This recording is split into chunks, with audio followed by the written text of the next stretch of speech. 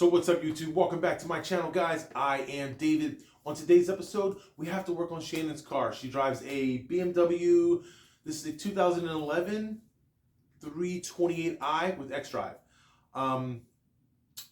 We had a little shutter in the vehicle the other day, and the check engine light popped on. I ran the codes. Amongst a few codes, the main code that we're focused on today was a misfire on cylinder 2. Now, in my experience, most of these misfires are caused by a few different things, and what we're going to focus on is changing the engine coil and the spark plug. And you can run the test where you swap out the coils and all that stuff like that. We're not going to bother doing any of that. I'm not going to run the test to do it. I'm just going to simply replace it and call it a day and keep it moving.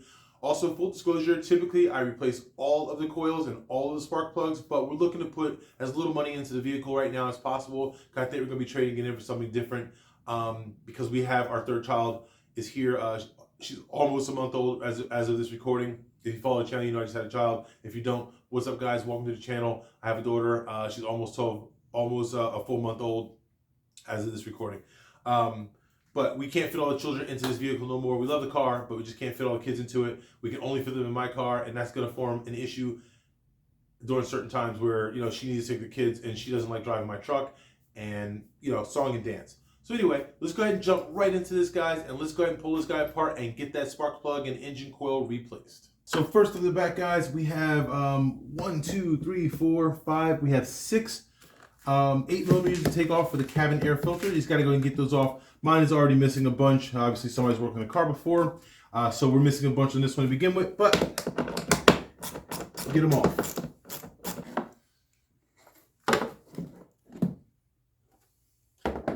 Next up, you want to take this here cover off. Little clips down here. I just got a little needle nose. Going to pull them up.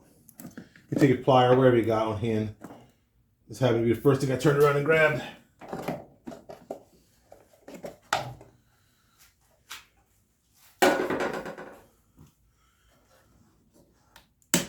There's a little center. There's a little center back here. So I'm going to go ahead and pop that guy on off too. Next up, you're going to want to pull this guy on off. This just pulls straight back, guys. Not a big deal. Pull it straight on back. Once this is pulled back, guys, I got myself a little pick here because it's a little bit easier. There's a wiring harness here that's attached to this. You're going to want to pull off. So you just want to, I'm just using a little pick to pick the little tabs apart. You can hear it unclicking. Next up, we got to take this cover off and grab the same little pick, pop it on off. Now there's an 8mm on this side and an 8mm on that side to pull this guy off. I think I forgot to say when you disconnect this center to go ahead and pull it off, pull the little clips here off of this. So when you move this, this center does not come with it. These are going to be those 8mm that we talked about. Let's put them up, take them off.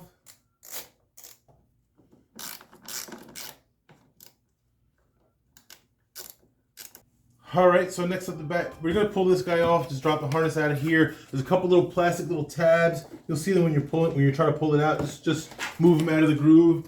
That one actually is not in the groove, so we're good over there. Let's just go ahead and pull this wiring harness out. Lift and pull. Voila, she is out. So next up the back, guys, we have a couple screws. There's 3 screws here that have to come out to pull the engine cover off. Now, some of these engines do vary. I'm not, I'm a backyard mechanic. I'm no professional, but on some of the BMWs that I have worked on in the past, this cover just pops right off on some models. But on this particular model, you have to take these screws out to get it. Unfortunately, there's only 2 in this one and not 3, but whatever, not a big deal. But you do gotta take them out. This is a number 5 Allen key.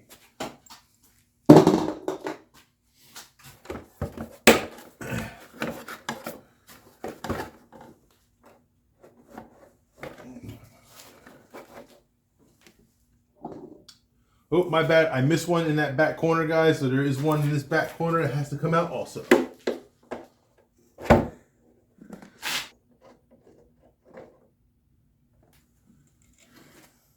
And then I'm just going to lift this guy on out.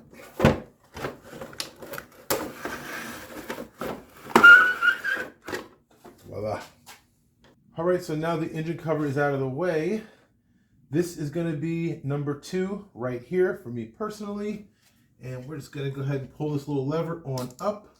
This is a little lever here, it pulls up, and as it pulls up, it pushes the wiring harness out, and just that's it.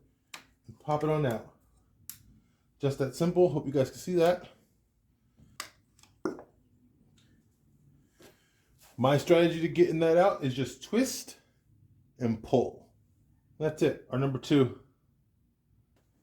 Next up, we're gonna go ahead and get the spark plug out. I'm using a 6-inch extension with a 5/8 spark plug puller. Now in theory, I do believe, I think the equivalent is a 16 millimeter for this, but I don't have a 16. You might be even hard pressed to find one.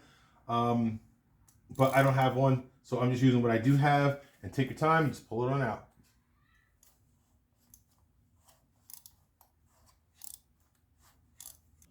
I do not have a magnetic catch on this guy, so it's loose down there and it just won't pull back up very nicely for me.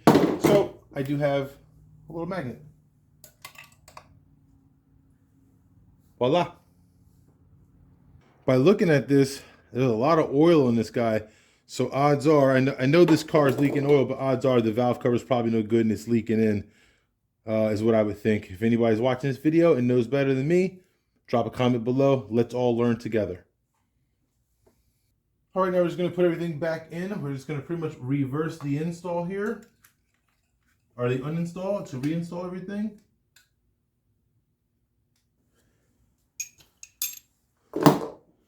Also, if I had to recommend, I recommend that you hand start everything.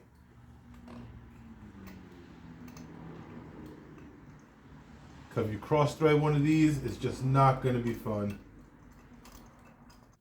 Also, the torque value, I think, for one of these, I think is about 16 or 18 pounds or something like that. I'm just going to do a good hand snug. But do as I say, not as I do. Find out what your torque value is, guys, is important, and torque it to the right spec so you don't strip it, but it is also in tight enough. I feel like I've been doing this long enough that I feel comfortable with my hand snug, and I'm good to go with that. But do as I say, not as I do, guys. Also, the coil and the spark plug came from Napa. I have a Napa up the street from my house. That's what I use, or who I use. You could probably get these a lot cheaper on like rockauto.com, but I don't have a luxury of waiting. We need the part now.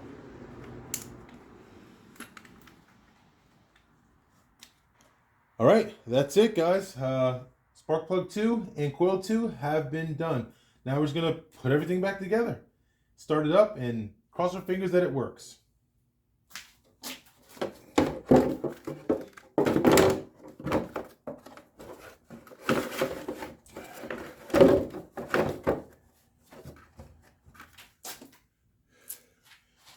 Engine cover's back on, and we're gonna slap this guy back on in place here.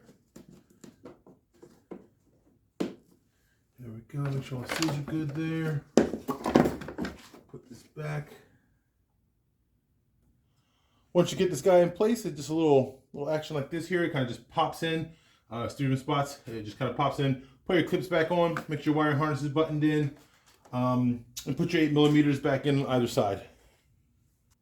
Once you pop it back in, get everything done, your 8 millimeters, make sure you hook that sensor back in, put all your covers back on, pop them on in place.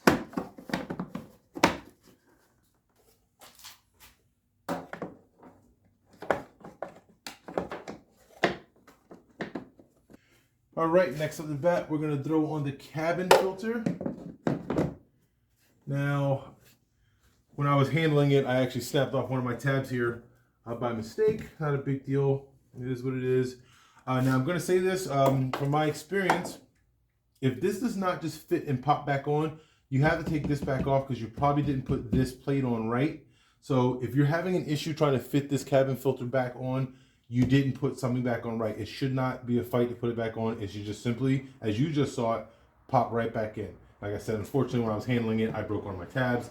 Not that big of a deal. It is what it is. But throw your screws back in. I actually found a couple screws while I was working on it from whoever was working on it prior. Just dropped them down, or if they fell and never bothered to get them. So I actually have a couple more screws to put back in than we took out.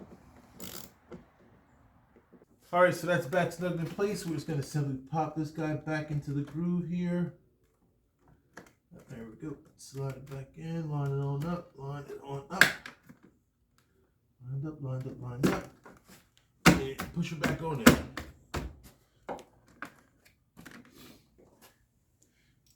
Voila.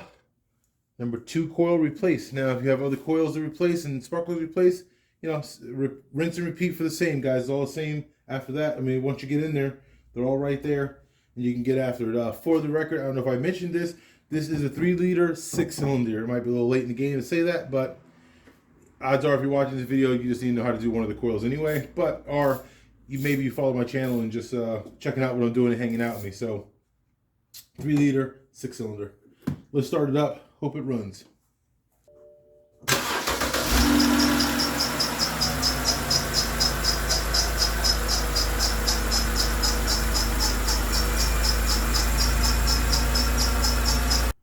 Alright guys, so after a quick start, that did work. I got a squeaky belt, which I'll deal with on a later date. Not really worried about right now.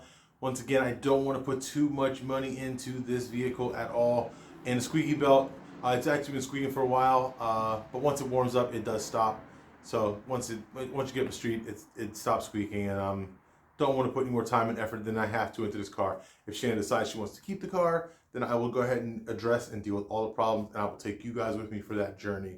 But for now, the car did start. It is going. I'm not too worried about it at this point. I'm going to take it for a spin around the block. Won't bore you guys with those details.